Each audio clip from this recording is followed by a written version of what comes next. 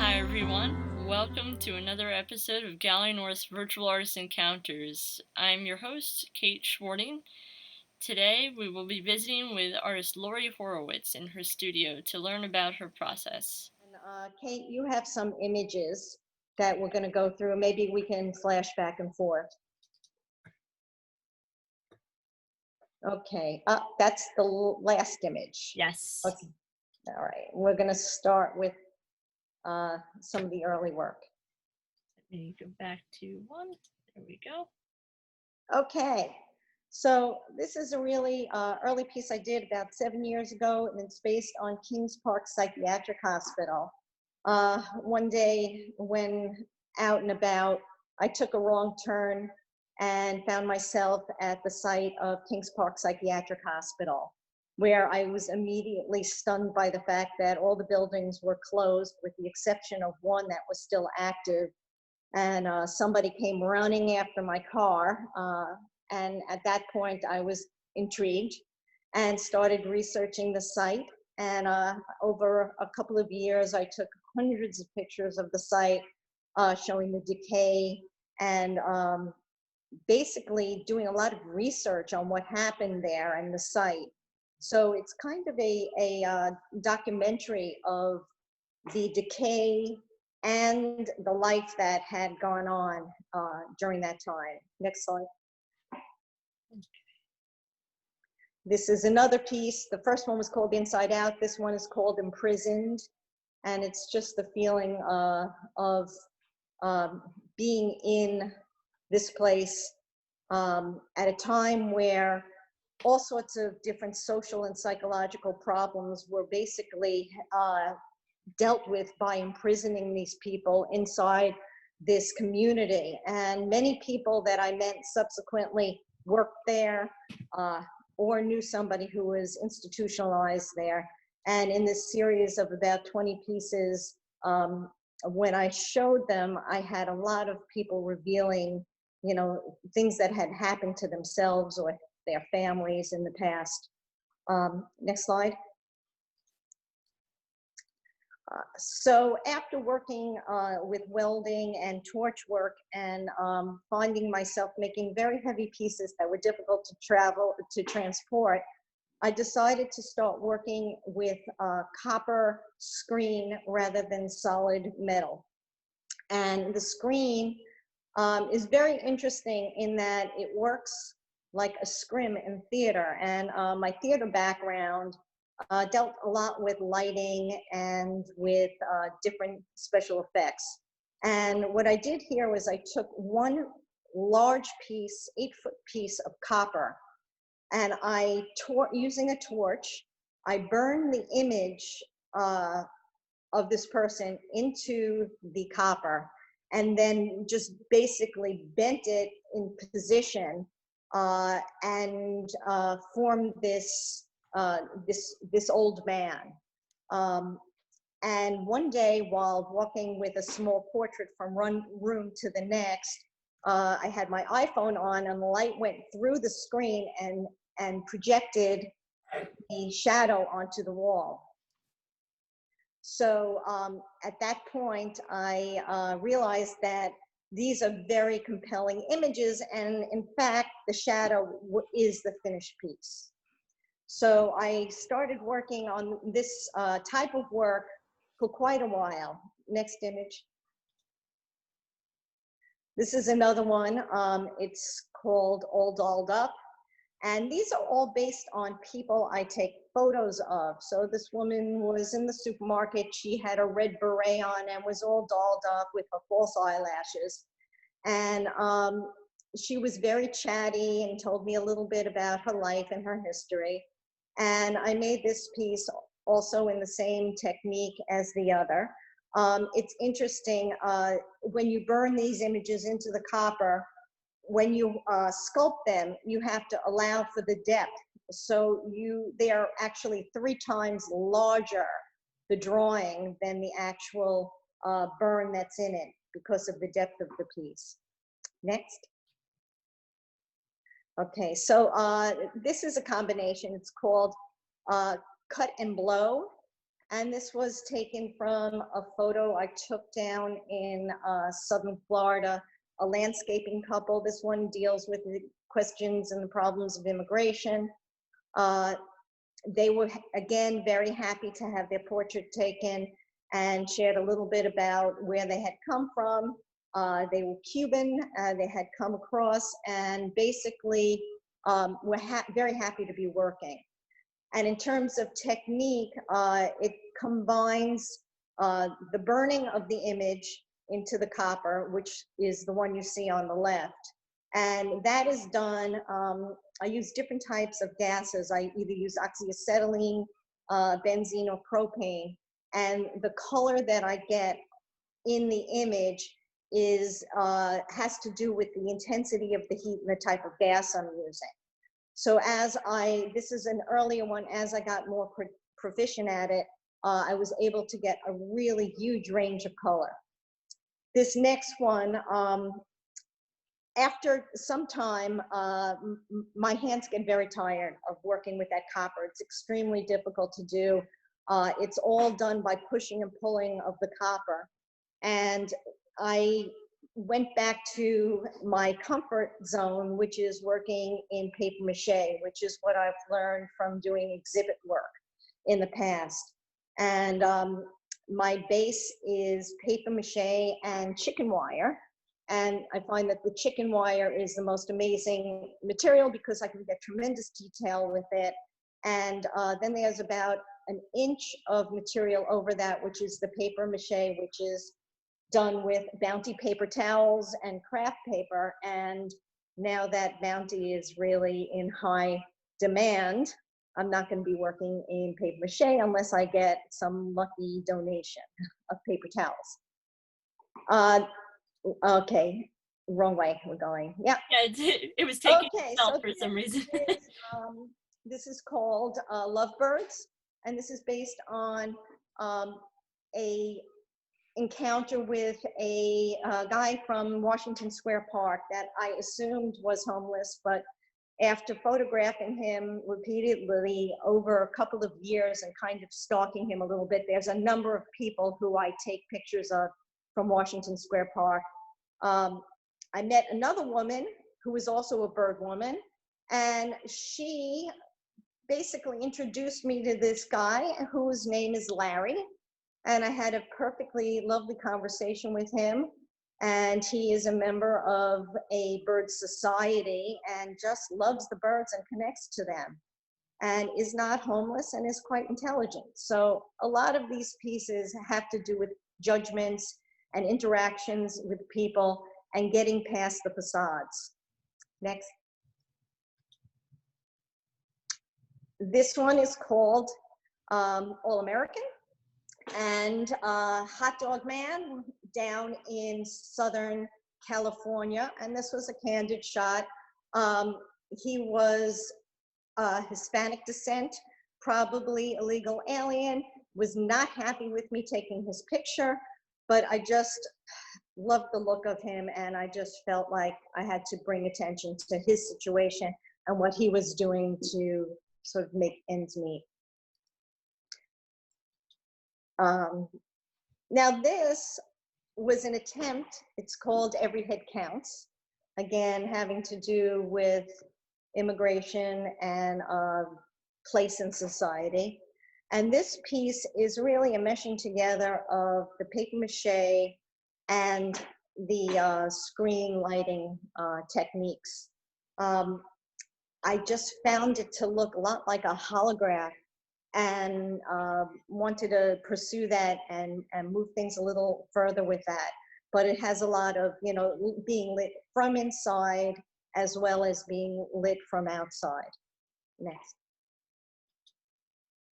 Okay, back one. So this is the same technique that I did in the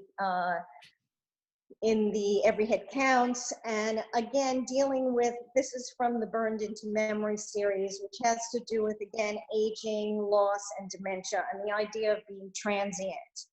I went through loss with my father having Alzheimer's, and it affected me very deeply. And it's something that's kind of a reoccurring theme in my work. Uh, and again, it's the idea of based on how you look at a piece, whether you can see through it, whether you're present or transient. Okay, next. Okay, this piece was done based on a residency I did in Cuba. This woman was basically selling cigars in the street, and this was her form of income. And she makes essentially what anyone makes in Cuba. Everybody makes the same salary. And I was taking a picture of her, and if I didn't pay her for the photo, then I would have probably been arrested by the policeman that was guarding the street around me, next to me, all over. And it was a really interesting trip, very eye-opening. And this is one of the pieces that came out of it.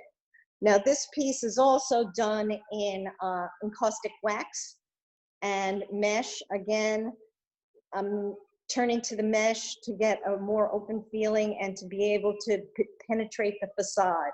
I think people either are looking to be seen in some kind of costume or drawing attention, or pretty much hiding in the shadows, and they are the unseen in society. And this woman obviously wanted to be seen. Next.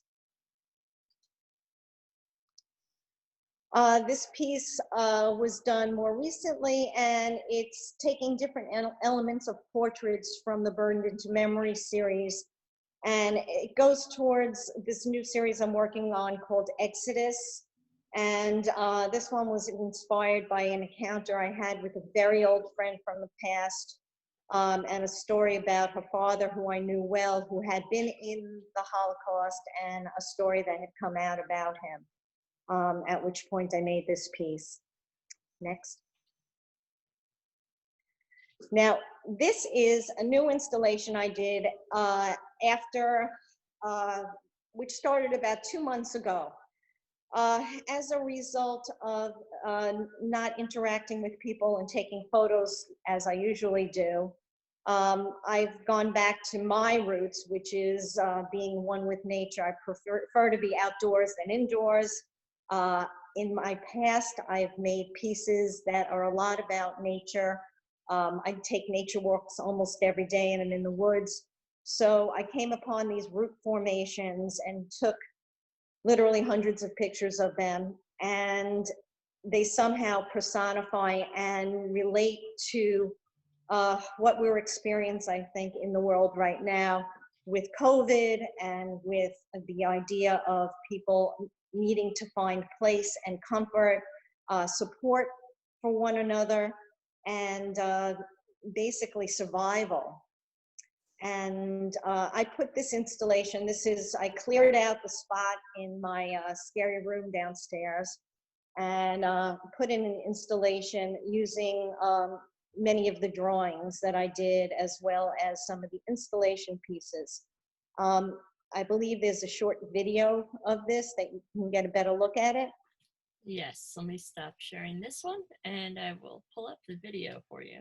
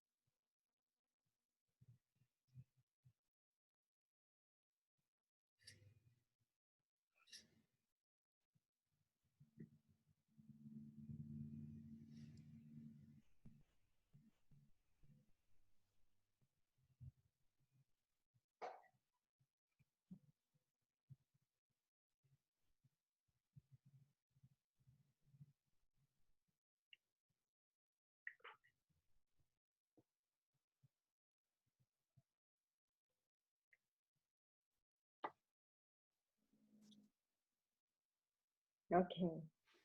All right. And there are another, I believe, two or so images that go along with that are close-ups. Okay. Let's see. That's one. And that's if you go back to that other one for a second. That is actually a large installation piece. It's about 6 feet tall by about 5 feet wide. And the back of it, it's a little difficult to see. And this is the downfall of Zoom meetings and not being able to interact with things in real time. The depth on that is probably about 3 feet. Also, the back materials is all sculpted out three-dimensionally. All the figures are sculpted out, and then there's encaustic wax that's painted on top of that. And then, and the metal portion is, in front of it is a mesh that's all sewn with copper, brass, and aluminum. And it's transparent. Okay, next. And this next piece is actually based on this, one of the forms is just translated more into figures than, and a little bit more figurative than the more abstract pieces. And this is aluminum, copper, and brass. And this has a pretty large shadow that's projected with it. These pieces, they're all sculpted and then sewn. There's just tremendous amount of sewing involved in this. So it's very difficult on the eyes and on the hands to do this, which is why I'm enjoying the drawing so much. Okay, next. Okay, these are the drawings. These are close up. And basically, these are photos of root structures that are probably about anywhere from 2 to 5 inches tall. And they look similar to this, but basically I draw on them using colored pencil and really bring the characters, the different people to the surface. Next. And they're all sort of in different positions. This is somebody reclining. Next.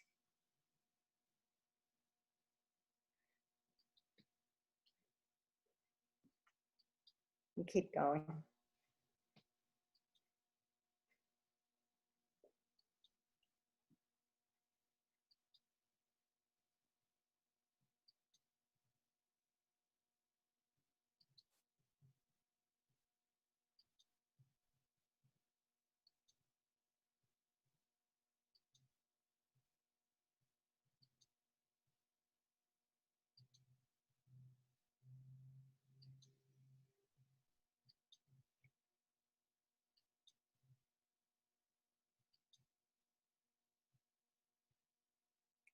Okay, and that's it.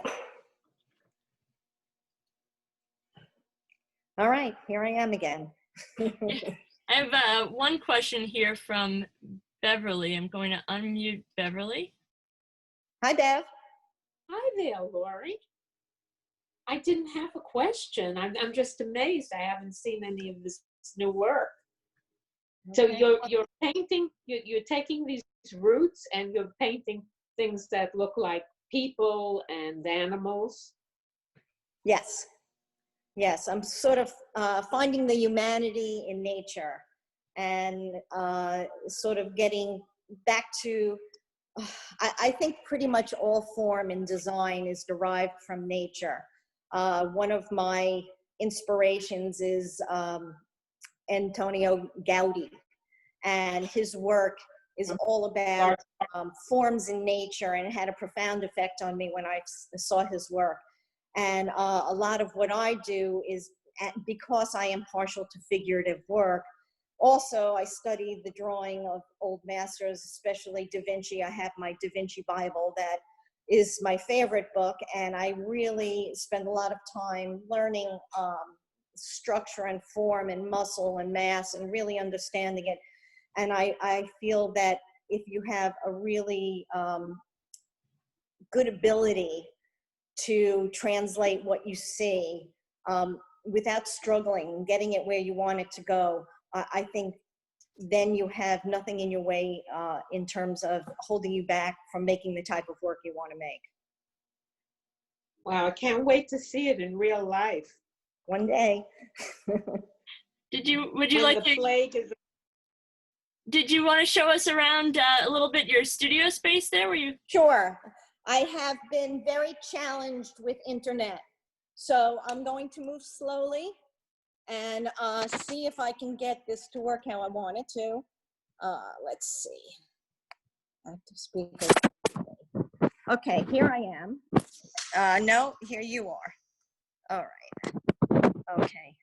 I don't know how to get myself on the main screen. I think you had it a second ago. Okay. Good. Okay, I'm on the main screen.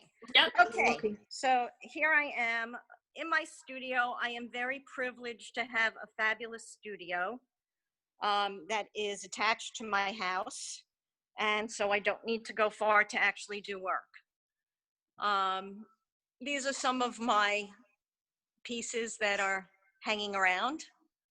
And as I go up, I'm shooting into light here. But this is the upper part of the studio where I have most of my shadow pieces, which are not illuminated right now. But that's my clean space where I can do drafting and work that doesn't get covered in paper mache and all sorts of stuff.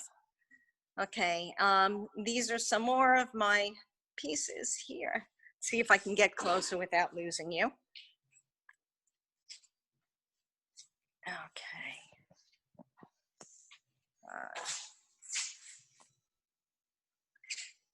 Okay. Now, some of these are people who I know well. This is, his name is Greg Cipes. He's an actor who I met out in California while I was out there. And I've become friends with him since. He's the voice of the Teenage Mutant Ninja Turtles and is quite a well-known actor. And I keep in touch with him regularly. And this is him and his pup. And I'm gonna keep going around. More of my portraits. Some encaustic wax pieces.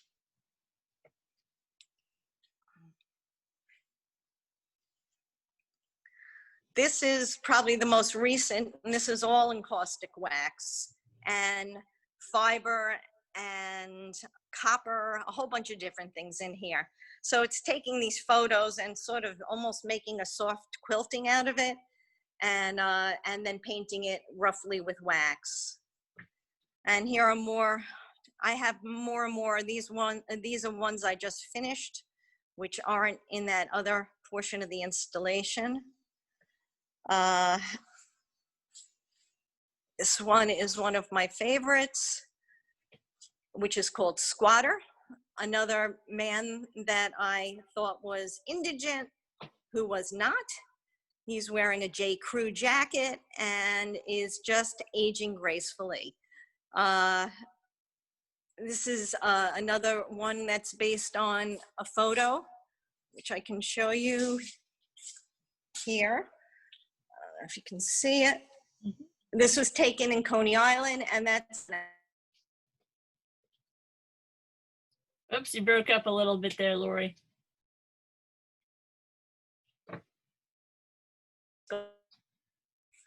Bear with us, everyone. Sometimes when the phone dips, the audio will go out. But okay, I'm coming back. I'm coming back. All right. Anyhow, I'm back, and that's my studio. Great. We have a question from Kellen. Let me okay, unmute hold on. Kellen. Let me turn back around. Okay. All right, Kellen, you're on. Okay, so actually, I have two questions. Just looking at your photograph, I've told you this before, but I'm so amazed that you can take a photograph, a two-dimensional photograph, and see it in 3 dimensions and build your life-size pieces. So how do you do it, Lori? That's what I want to know. How do I do it? Go ahead and ask the I other. guess my magic medium is chicken wire here. I'm going to bring over a piece of chicken wire. This is chicken wire, okay? It starts like this, and this is going to be one of my figures that I've been drawing recently. But part of it is being able to, it's an architectural thing. It's almost like doing a elevation in an architectural drawing versus something that has depth. So in other words, if I take my image that's two-dimensional, I'm going to need a third more material to make it three-dimensional. Right. So in other words, I'm taking something in real life that's three-dimensional, sort of extruding it, and then pushing it back and making a relief out of it. So I am losing some of the detail and the depth in it. So part of it is just being able to see something and translate it, which I know as painters, some of us do or don't do. And also being able to scale things up. And this has to do with my training in exhibit work. I would be given miniatures. I was given a miniature Hummel, which I'm not a fan of them, but I was told to make it 13 feet tall. And basically, by doing that, I learned how to scale things up in terms of size and proportion. And it's just sort of understanding proportions, and then also understanding in drawing foreshortening and being able to suggest something three-dimensionally, even though half the material is not there. So when I look at my photos, I just sort of in my head envision what's not there and finish, and fill in the blanks, so to speak. So I start out with my chicken wire. And another reason that I'm doing more relief than sculptures is that I have, one, less information to fill that's not there. Two, from doing so much set design work and theater work, the audience is in front of you. You really don't need to know what's in back. Therefore, I'm kind of trained to work in a three-quarter view. So to see what's on the side and in front, but not necessarily behind me. And also, I'm finding that in order to show my work, I'm having great difficulty getting my work shown as sculpture because it takes up that much more room. And I find there's a bigger audience for the relief work. Can I respond to that? So, yes. Oh, okay. I didn't know if I was muted. Yep, you're still here.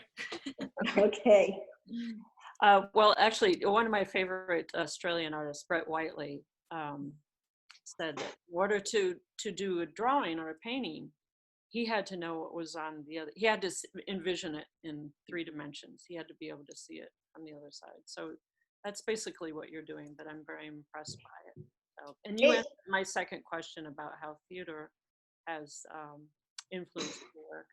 I mean, you partially did. So. Can you say it louder? I'm having problems hearing. Did you hear about Brett Whiteley? No, I heard that. Okay. You answered my second question about how theater has influenced your work pretty much. So, yeah. Anyway, beautiful. Nice, Lori. I think it's really, for me as an artist, it's really important for me to be able to capture the gesture, the body language, the movement, and the attitude, and the expression on the faces, and to get that across. It's one thing to do a portrait and capture a likeness, but I think in terms of the body movement, capturing the motion, to me, that's really the most important. Oh, you did it. Great. Go take the next. Our next question comes from Ned. You're on. Hi, Lori. Hi there. Thanks for doing this. Oh, my pleasure. Thanks for having me. Sure. I just wondered if you could talk a little bit more about how the drawings in your new installation relate to the COVID pandemic and our experiences during this time? Well, normally, in a time where people would be interacting with each other and, going about their business, I think as an artist, we work in isolation a portion of the time. But to me, it's a balance between the isolation and working in the studio and then being out and interacting with people in society and nature and getting my inspiration from basically telling the stories of other people, of what I see. I think that we go out and we digest people, images, situations, and translate it as artists and then send it out to the public. And in this case, I can interact with people, although I have photos of things that were happening in the past, people I've met. I can't relate to it right now. And what's happening is I'm relating to nature because that's where I can go. I can be free there. And in terms of the images that are revealing themselves to me, they tend to have to do with, being one with the earth, the idea, and I know it sounds morbid, but in the end, it's like back to the earth in death. And also in terms of what's happening here, all these clusters coming up, and they, to me, or what the drawings are bringing out is people leaning or holding or supporting one another, or trekking, or trying to find place, trying to find comfort, trying to find a situation. And they're out in the open and they're vulnerable, just like we're all vulnerable right now. Yeah, it's interesting that you turn to those roots, those like cypress knees that you took photographs of. There are a number of other artists that have used those in the past. There's Bessie Harvey and Jesse Aaron down in Florida, who turned to them because they had a spiritual feeling to them, that in bringing the faces or the imagery out of them, that they were not only returning to nature like you are, but also finding sort of comfort in the faces that are kind of staring back at them from nature. So it is interesting, your take on the environment in that way. Yeah, I find that, they take time to reveal themselves, the figures, and I really have to coax them forward. I keep drawing and drawing, and after time, they reveal themselves, and then I just sort of bring them to the surface more. I'm also using, these colored pencils that blend so well into the photo that I, even while drawing them, can't tell the difference between the colored pencil and the photo. So it's a really interesting thing. From a technical point of view, it is seeing the lighting hit the photo and the color changes and where lines begin and end in terms of creating form is also really helping me to learn how to paint and draw better. So aside from the fact that they're calming to me doing these drawings, and I don't want to say they're mindless, but in the way that my other work is so physical and intense, and I need to be constantly on with it, engaging in it, that this is relaxing, and I don't have that kind of physical and emotional energy right now to battle a piece that I would normally do. So. Great. Okay, thank you. Great. Okay, I think somebody's raising their hand. Yes. Rhoda? Yep. Gonna go to Hi. Rhoda. There you go. I'm so impressed. Can I speak? Yep, you're on. Okay. I'm so impressed with your work, Lori. And I have to ask you about, at the end of the show, you showed us figurative pieces. They looked like they were carved out of wood. They were very dark and I would say depressing. And they almost reminded me of the Holocaust and humanity and coming from there. I'd like to know, what are they actually? They're not wood, but what are they? How did you arrive at those? And what was in your mind to create them? Deep, dark, abysmal, I would say. No, So don't they- laugh. That's not a put down. I think they were great. But I'd like to know what was in your mind when you created those little creatures. So it started out as an Exodus piece. The series is called Exodus. Okay. And I was contacted by an old friend of mine who I was very close with as a kid. And I used to play tennis with her father every weekend, and I knew him very well. And what happened was he had basically saved this woman in Poland during the Holocaust. Okay. Came out with this story. Yes, it is. You're exactly Yeah. right. Yeah. Came out with this story called Rena's story. And it was basically the Polish Anne Frank story. And it hit me so hard when she told me this, because I was very close with him, and they made a movie about it. I went to the premiere, I saw the movie. I actually made a sculpture of Rana in wax, and it basically brought me to tears. I was really affected by it. And then subsequently I saw these root formations, which started out as Holocaust pieces and then evolved into COVID pieces because of what I was going through, more so than what he had gone through. So it was sort of a transition from one to the other, and it was all very relevant to me. So all the pieces were done to be shown individually, not as a grouping? No, I think part of what I'm doing now is I'm trying to get smarter about how I show my work. So I don't often get an opportunity to do a solo show and do an installation of all the work. So I'm producing a body of work that I can show all as one large installation, as well as individual pieces that I can show that will be strong enough to hold on their own. Mm-hmm. And what is the material that was used in those pieces exactly? The large pieces are photos that are blown up on gauze cloth, and then they're sculpted from behind with chicken wire and sewn in with aluminum and all sorts of copper and such. And then on top of that, they're painted with encaustic wax, which is a type of wax that is beeswax and Daymar varnish. Yeah, I've tried that. Yes, I'm very impressed. They're beautifully done. They belong in one of the museums, the Holocaust museums. Beautiful. Well, I appreciate that. Thank you. Thank you. Okay, thank you. The next question is going to come from Eleanor. One moment while I find you and unmute you. Okay. There we go. Thank you. Can you hear me now? Yep, Yes. we can hear you. Okay. Lori, it's really nice to see you.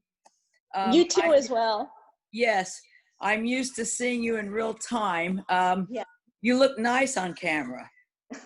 Now, what I wanted to know was, Karen's kind of struggling during this time. So I wondered, are you having trouble with creativity at all during this time of isolation? I'm just curious. For probably about the first 2 weeks, I had done a residency right before I went into COVID, and I was in Brooklyn having a miserable time of it and was pretty traumatized by the whole experience. I came back and I was kind of immobilized, and I was just sitting, I could not get into the studio. And I found that I spoke to other friends of mine, other artists, and they were having a similar issue. Yeah. At which point I started doing the drawings, because okay. again, they were comforting and they were low energy. I can sit for hours and just draw. And Okay. I decided that I wasn't going to let this get the better of me, and that I was going to produce one drawing a day. That was my goal. And okay. I set a goal for myself. I'm fairly disciplined with my work. Normally I'm in the studio about 6 hours a day. Wow. And here I just was not doing what I was supposed to be doing. So I decided that if I got myself to do one drawing a day, I would be productive and I may feel better about myself and about what I'm doing. And again, doing this work that hasn't been seen in real life by anybody, particularly finished, I really was unsure of it. It's very different for me. It goes back to, I'm gonna, wait, hang on one second, I'm gonna get some. So it goes back to these pieces I did when I was in the 80s, okay, which are sort of earth-based, okay, and I sort of haven't taken these out in years, but this is where I was in the 80s. And now here I was coming back to something that was very similar in a feel to it, but I also think that my skill level now compared to what I was doing then is way different. And also just my knowledge and insight as an artist has grown substantially over the years. But it was a feeling of a little bit more insecurity than I usually have about the work because one, it was so different from me. So here I am just drawing and drawing and drawing and drawing, not even really being sure if what I was doing was something that was substantial. So I'm sort of feeling my way through it. I don't know where it's going to lead, but it's new. Yeah, that's very interesting. I want to tell you, I love the piece on the man working at the hot dog stand, perhaps an illegal alien. And one of my favorite pieces is the lady from Cuba selling cigars. I've always liked that piece. Thanks. Anyway, thank you for doing this. Oh, you're welcome. Thanks for being here. Next, we're going to go to Kellen again. She has a question from Michael. Michael has the question. Hi, Michael. Hi, Lori. How are you doing? I've never seen your work before, really, and I'm very amazed and touched by it in a way. So my question is, you know, I'm half Greek, so here's my question. I mean, relief and three-quarter view, as you call it, is actually a very important part of classical Greek sculpture. Like, think of the Elgin marbles, you know, the riders and the horses and the soldiers, or the Parthenon frieze. And it always touched me a lot seeing these things because you see how in a way beauty is excavated from the flat piece of architecture or marble, what is behind.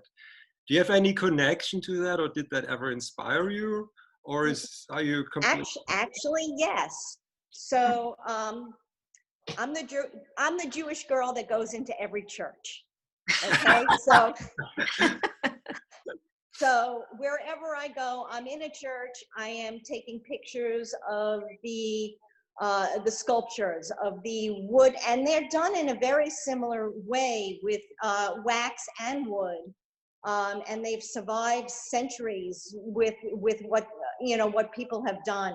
So it's an inspiration using these sort of flat reliefs or religious images and religious icons in the work. And much of it relates to that. So I have studied that, and I do, when I go to a museum, that's what I'm drawn to. And I go and I'm looking at how it is extruded from the surface and how much is important. Yes. And also when you're casting sculptures, reproducing them, you have to be careful of undercuts and technical portions of that. So it's keeping in mind what can technically be there and what needs to sort of fuse with the background. Yeah, very cool. Thank you. Thank you for your question. And next we're going to, I believe, pronounce it Susie. Susie? Susie, you're on. Hey, Sue. So I have never done the chat thing before, so I imagine, I don't know if you can see my question. Do I just read it to you? Yep, you can read it. Okay. So I wrote, you're bringing a depth of emotion of shared human condition, and I imagine that people are triggered by the work. Do you find it to be a barrier to be shown in galleries? I don't know yet. As I said, this is all new work, and I'm hoping that it will be embraced. I think that much of my work is not beautiful. A lot of it is jarring. A lot of it deals with situations that are revealed in life that often are not pleasant. And this is one of them. And although I find the root formations and the texture and the earth tones beautiful, they are a bit frightening, the imagery. So my goal is not to necessarily make pretty pictures to sell.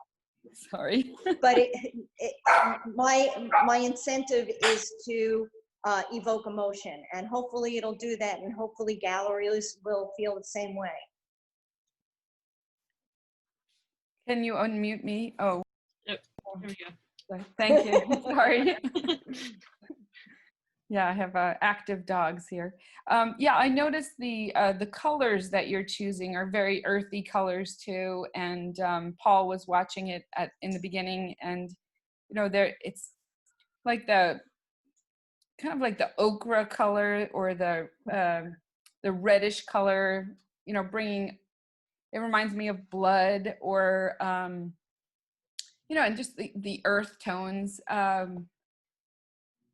I don't know if jarring, I don't want to say jarring because I feel really connected to the whole earth and birth and death process, but it does, you know, we're all considering what our mortality is now, and it just feels like those colors even invite us more to feel intense about it.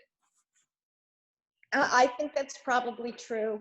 My palette, if you go through most of my work going back to the beginning, I choose that palette. That's a palette I'm comfortable with. Why? I don't really know. I just feel close to the earth. And in the use of the metals, the copper, the brass, and you know, in terms of this was a miniature I did, which is the idea of the scrim being in front, and making this, you know, 9 feet tall, which is what I did in the other piece that's in the installation, takes those same earth tones that I find in nature, which are in, you know, these pieces. This is just a straight photo without any drawing on it.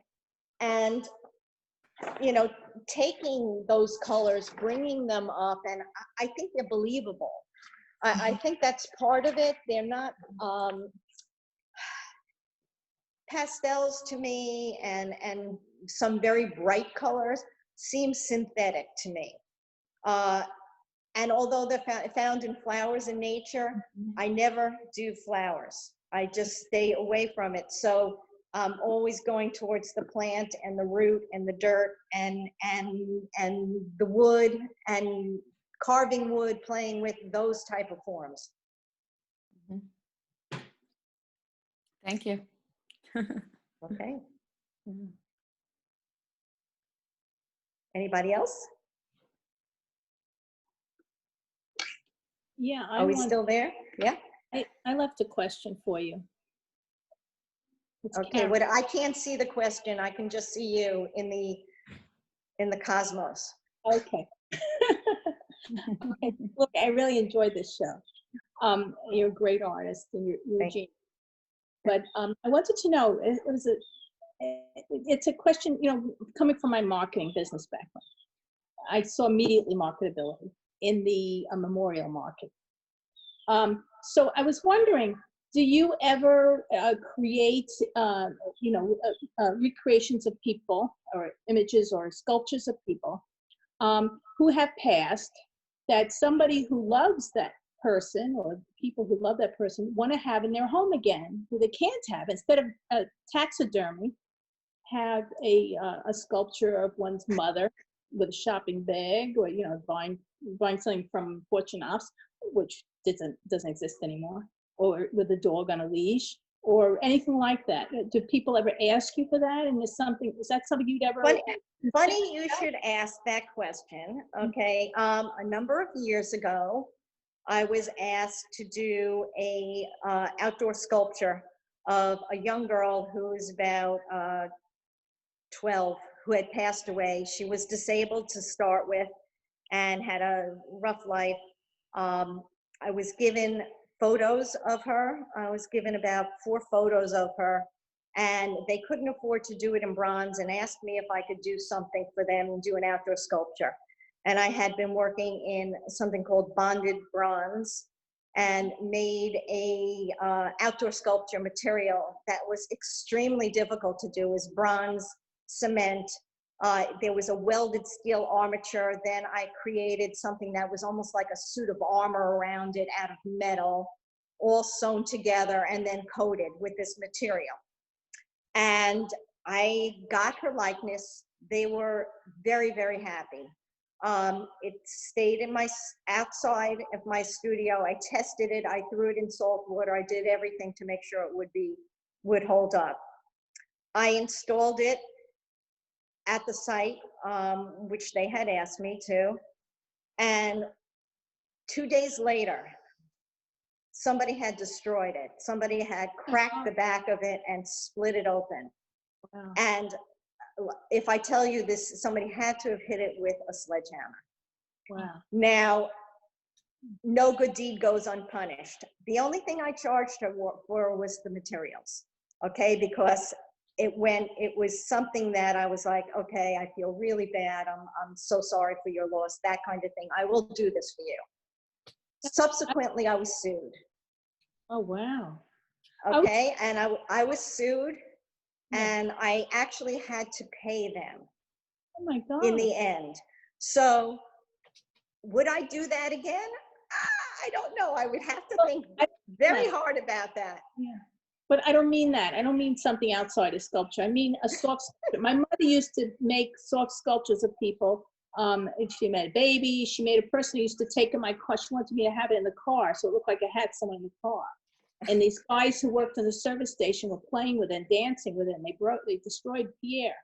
But in the meantime, I was thinking if I had a sculpture in the house, like you make for your exhibits, made out of wire and everything else, and had it in the house and could have the people I love who are no longer here. I have enough room for it. I could put them in the living room, have them near the couch, So would you do something? Well, like I said, I'm not averse to commissions. I have done commission work before. Have I, made, the missing person for somebody who's missing them? No. But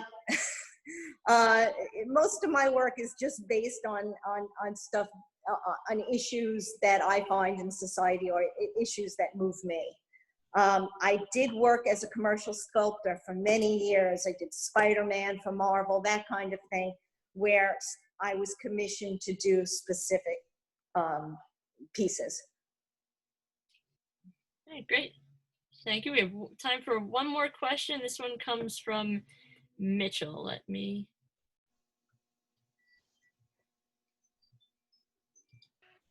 All right, you're on, Mitchell. Hey, Lori. Hi, how are you? Nice to see you. A long time. Well, I see we have a lot of friends here, and as many of you know, I had met you back in 2013 with a gallery in Massapequa. And you hear me? Yeah, a little bit. I'm having a little trouble, but talk loud. Oh, okay. So anyway, you were very influential of meeting a lot of people and connecting a lot of people, Long Island artists, and I'm sure many that are here today are appreciative of that. I liked your, I was going to say, Exodus, new work, but it's a different coloration. So how do you get these different colors? Be more, I'm not following you exactly. Okay, an Exodus, as opposed to your other works, which are more of an orangey red color. Yeah. Exodus in colorations. Well, it's in the photography. It's in the subject matter that I'm shooting. It's in the choice of pencil or colored pencils I'm using with it. And that's basically, I'm coming up with a palette that I'm choosing. Last question. You were in last year, was it Long Island City or Bushwick, as far as a exhibition space with one of your works? Do you recall? I had been in Bushwick a number of times in a number of different spaces, and in Long Island City a couple of times in different shows. I showed with the Holographic Museum. I showed at Plaxel in Long Island City, and showed in a couple of different spaces in Bushwick. So. Oh, by the way, congratulations on your award that I saw on the New York Artist Circle. So tell everybody about your award. Didn't you get an award? No, not that I know of. There was nothing that was posted from you? I think they just posted that I was having this meeting or shared my work or something. They post every now and then. But I'm a member of a lot of different organizations, and you had mentioned the gallery, which I had done for about 4 years, and that was in the attempt to sort of network and get people to see the artists on Long Island. And I myself felt very isolated, and brought together many artists, showed the work of about 400 artists, and had shows every 6 weeks. And I taught myself how to be a curator, which was really a wonderful skill. And it was like a crash course in social networking and curation. So I know the jobs of Kate and Ned are very difficult from Gallery North, and I really appreciate what they've done for me with this. And I hope that they continue doing this wonderful job and taking artists in and highlighting what they're doing and sharing it with the community. So I agree. So I think for you to put up all of your artwork in the den there. Say it again? Oh, I said, say hello to Ned. I will. And how did he agree for you to put up all your artwork in the den there? It's one, it's not in the den, it's in the basement. Two, I have the most supportive husband. You do. And he is extremely important in my work. He has helped me through whatever I've gone through, as I've helped him with his work. Great. He was instrumental in building this fabulous studio for me, and has always been supportive of my work. He was raised in a family of artists and understands what it is to be an artist, and that's really a blessing to have that. Absolutely. So send my best, and he's also a great vet. Thanks. Okay. All right, thank you so much. And that we're just about out of time. I want to thank you again, Lori, for doing this and sharing your studio with us and sharing your work with everyone today. We really appreciate it. I also want to remind everyone, if you've enjoyed this and you'd like to see more, please consider becoming a member and supporting more free events like this. You can go to our website. You can also go to our YouTube account to view past Artist Encounters episodes. We'll be putting up the last 2 or 3 shortly. And don't forget that we also have our Coffee and Crit that's open to all artists on Mondays at 4 p.m. And you can bring some work to show everybody whatever you're working on right now. And it's a nice casual share and discussion time for artists that are all working in the same kind of hectic emotional environment right now. So thank you again for coming, and I look forward to seeing you next week. We'll be sharing the art of Alicia Peterson. So goodbye, and stay well, and have a good week. Thanks. Bye. Bye-bye. Thank you again for watching this episode of Gallery North's Virtual Artist Encounters. If you like events like this, please check out our website where you'll find a list of our upcoming programs and events. Please also consider becoming a member of Gallery North. We have a number of different levels and options to select from, with different benefits to fit your interests. Please also like and subscribe to us here on YouTube to get updates about our upcoming and published videos.